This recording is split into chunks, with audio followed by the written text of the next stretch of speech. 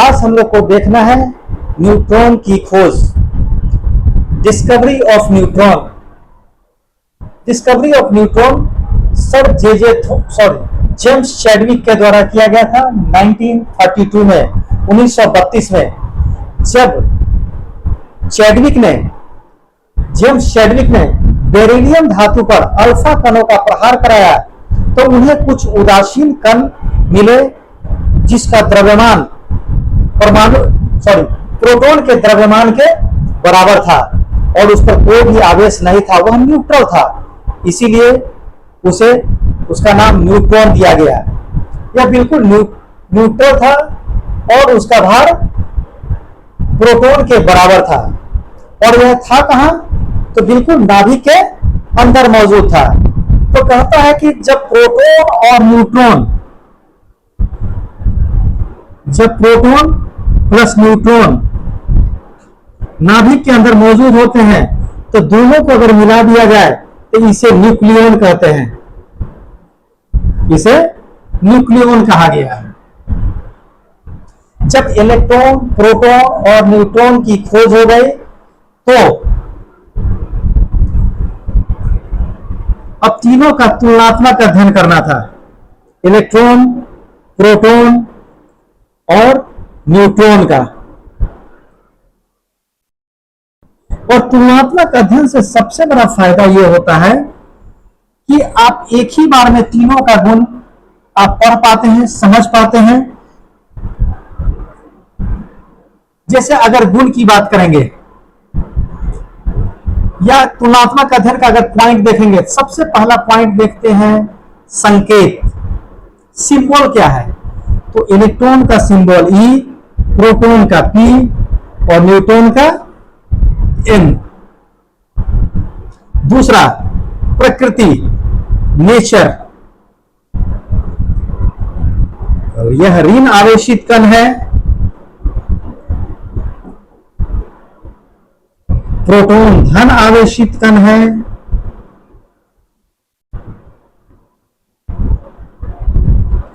और न्यूट्रॉन उदासीन है। संकेत, प्रकृति, इसके बाद हम लोग देखते हैं आवेश।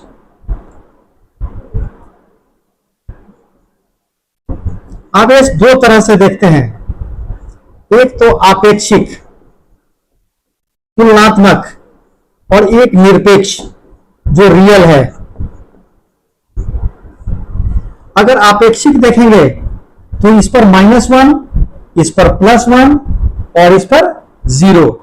इलेक्ट्रॉन पर -1, प्रोटॉन को +1 से और इसे 0 से। लेकिन अगर निरपेक्ष आवेश की बात करेंगे तो -1.6 इंटू 10⁻⁻19 कूलम। इसका ठीक विपरीत +1.6 इंटू 10⁻⁻19 कूलम, और इस पर तो कोई आवेश नहीं होता है, इसलिए 0। अब द्रव्यमान की बात करेंगे तो यहां भी दोनों आपेक्षिक, तुलनात्मक और एक निरपेक्ष।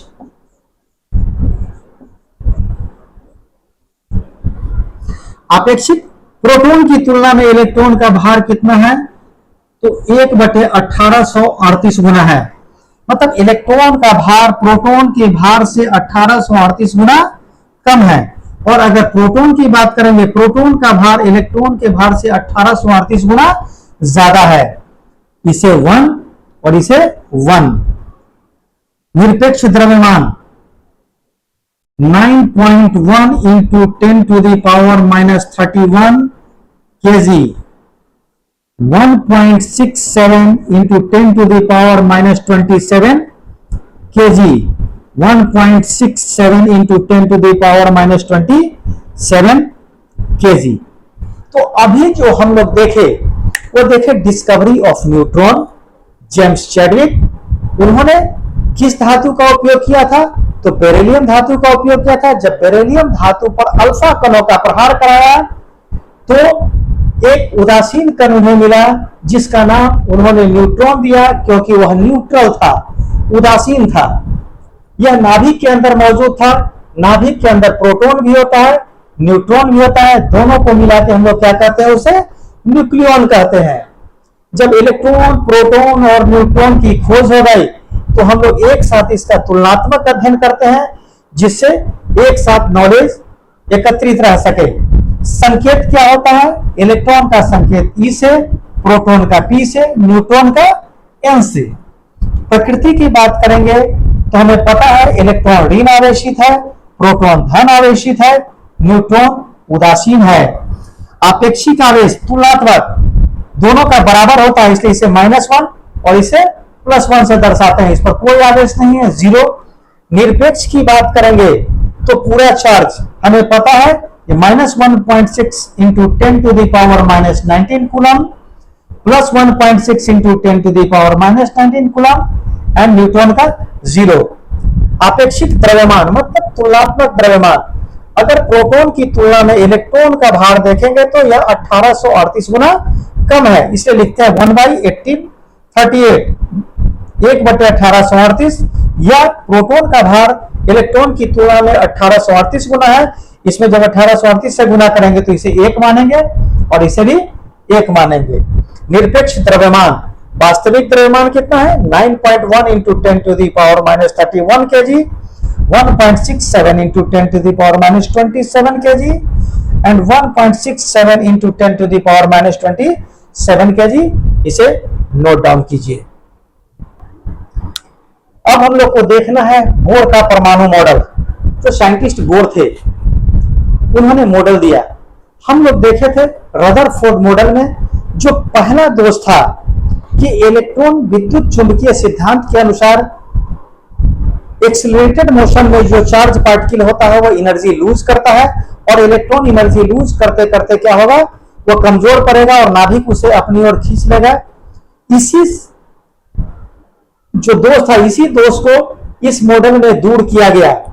उसमें सबसे पहले बताया गया कि यह नाभिक है, न्यूक्लियस है। न्यूक्लियस के चारों तरफ इलेक्ट्रॉन वृत्ताकार पथ में घूमता है।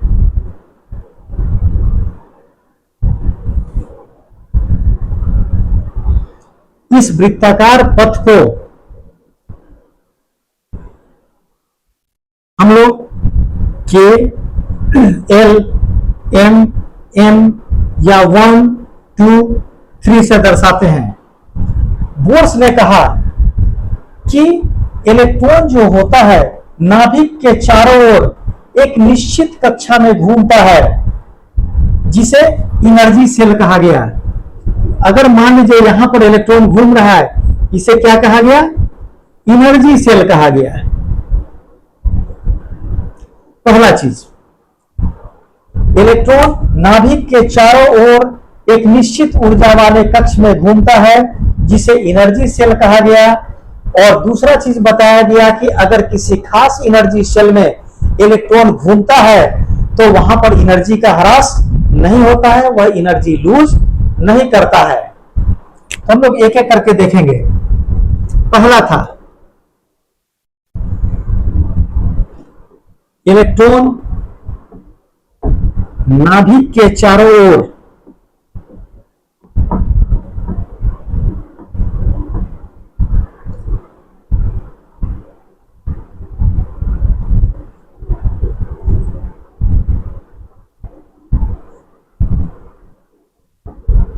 एक खास एनर्जी शेल में घूमता है, चक्कर लगाता है। दूसरा बताया गया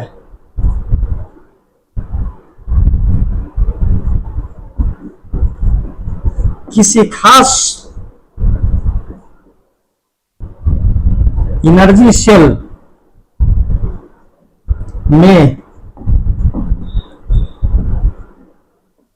घूमने वाला इलेक्ट्रॉन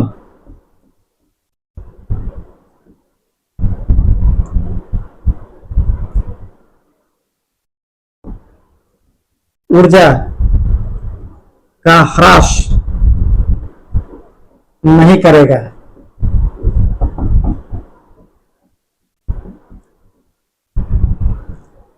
तीसरा,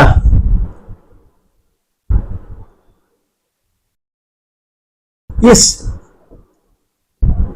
ऊर्जा सेल, इस एनर्जी सेल को के एल एम एन या 1 2 3 4 द्वारा दर्शाते हैं।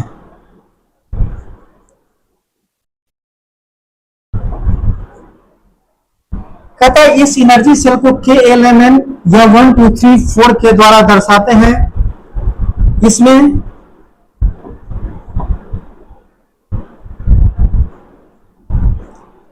जैसे जैसे नाभिक से दूर जाएंगे,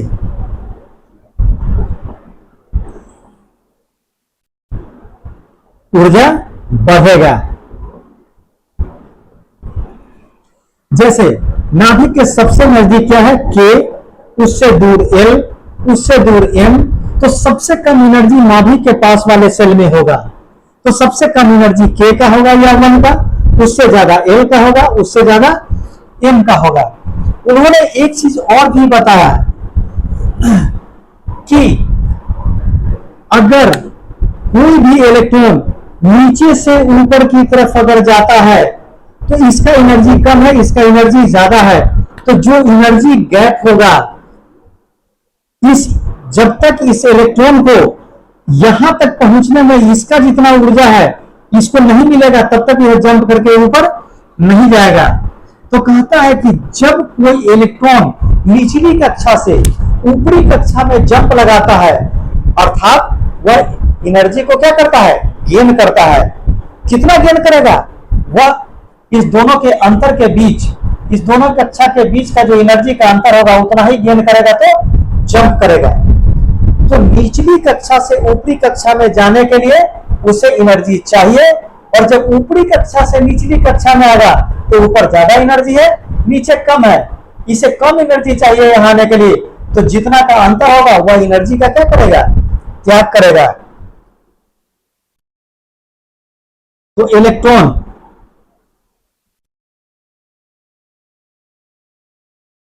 निचली कक्षा से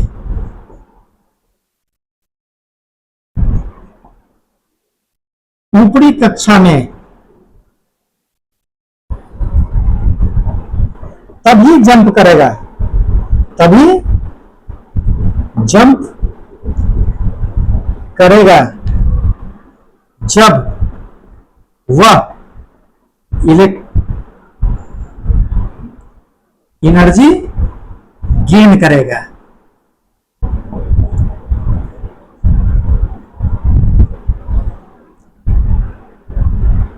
और जब इलेक्ट्रॉन ऊपरी कक्षा से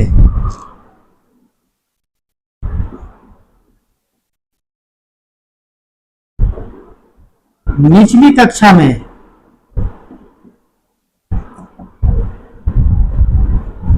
जंप करेगा तो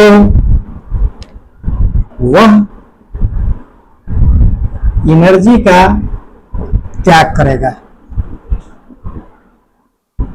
अर्थात एनर्जी रिलीज करेगा। तो इस मॉडल से सिर्फ और सिर्फ उनका जो प्रथम दोष था उस दोष को दूर किया गया। मतलब कि एनर्जी जो लूज करता था वहां, उन्होंने बताया कि यहां पर एनर्जी लूज नहीं करेगा, क्योंकि इन्होंने बताया बोस ने कि इलेक्ट्रॉन किसी खास एनर्जी वाले सेल में ही घूमता है, किसी खास कक्ष में ही घूमता है जिसका एनर्जी फिक्स होता है, उसे एनर्जी सेल कहते हैं। किसी खास एनर्जी सेल में घूमने वाला इलेक्ट्रॉन ऊर्जा का ह्रास नहीं करेगा, और इस एनर्जी सेल को के एल एम एन या 1 2 3 4 द्वारा दर्शाते हैं। इसमें जैसे जैसे नाभिक से दूर जाएंगे ऊर्जा बढ़ेगा। चौथा बताएं इलेक्ट्रॉन निचली कक्षा से ऊपरी कक्षा में तभी जंप करेगा जब वह एनर्जी गेन करेगा, और जब इलेक्ट्रॉन ऊपरी कक्षा से निचली कक्षा में जंप करेगा तो वह एनर्जी का त्याग करेगा। तो यही बोर्स मॉडल था, इसे नोट डाउन कीजिए। अब हम लोग को देखना है जो रदरफोर्ड मॉडल में दूसरा दोष था। दूसरा दोष क्या था? उन्होंने यह तो बताया ही नहीं था कि किस कक्षा में कितना इलेक्ट्रॉन होगा, और उसी का निवारण करने के लिए दो साइंटिस्ट बोर और ब्यूरी दोनों ने मिलकर एक योजना का सजेशन दिया। उसे बोर ब्यूरी स्कीम के नाम से हम लोग जानते हैं। उन्होंने सबसे पहला चीज बताया कि किसी भी कक्षा में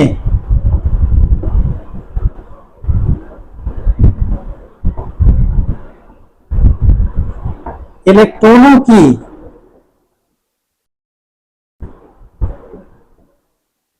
अधिकतम संख्या 2n² होगी, जहां n बराबर क्या है? कक्षा की संख्या।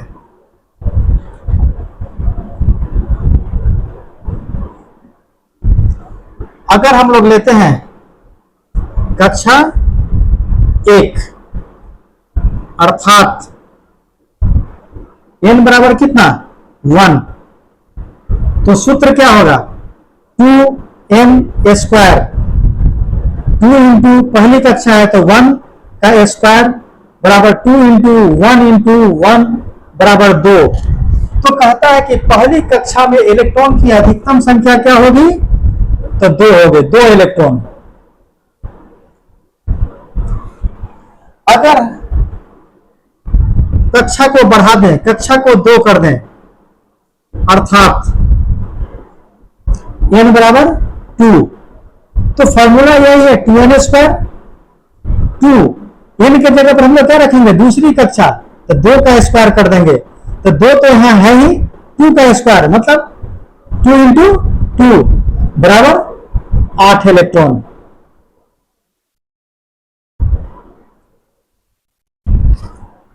अगर कक्षा 3 की बात करेंगे,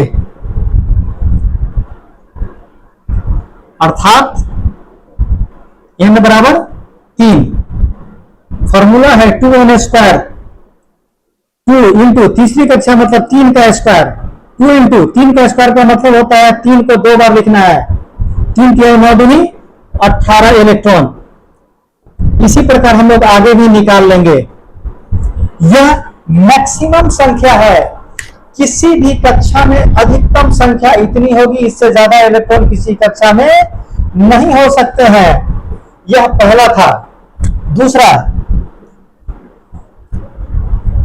किसी वाह्यतम कक्षा में, वाह्यतम कक्षा में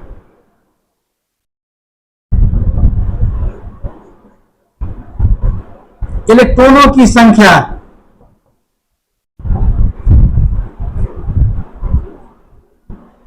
8 से अधिक नहीं होगी।